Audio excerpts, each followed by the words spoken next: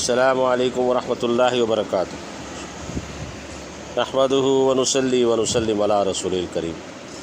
آداب مسجد حصہ سوم۔ مسجد کے اندر اجرت پر قرآن، حدیث، فقہ یا تفسیر نہ پڑھائے۔ باہر کی گمشدہ چیز کا اندر اعلان تلاش نہ کرے۔ غیر ضرور اشعار نہ پڑھے۔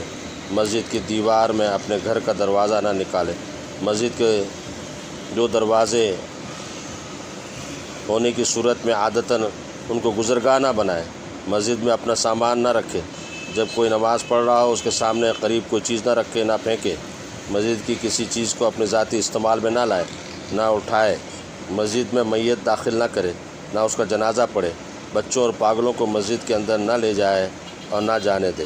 مسجد کو صاف ستھری حالت میں رکھے۔ اس کے فرش یا دیواروں پر نقش و نگار اور بیل بوٹے نہ بنائے۔ یہ حالت نماز میں انتشار پیدا کرتے ہیں۔ ضرورت سے زیادہ چراغ وغیرہ نہ جلائے۔ بالعموم ہر روز اور بالخصوص ہر جمعے کو مسجد میں عود اور لوبان کی دھونی دے۔ بتی جلائے، یہ ایک سنت ہے۔ اگر بتی جلائے یہ ایک سنت ہے۔ اس طرح اپنے گھر کو گرد و غبار، کوڑا کرکٹ اور بدنما دھبوں اور مکری کے جالوں سے پاک صاف رکھتے ہیں، اسی طرح مسجد کو بھی ان چیزوں سے آلودہ نہ ہونے دیں۔ محلے والے اپنے محلے کی مسجد کو چھوڑ کر جامع مسجد یا دوسری مسجد میں نہ جائیں۔ محلے کی مسجد میں جمعہ نہ ہوتا ہو پھر جامع مسجد یا کسی دوسری مسجد میں نماز جمعہ کے لیے جانا صحیح ہے۔ مسجد میں سزا جاری نہ کرے کہ شاید بول و براز خطا ہو جائے۔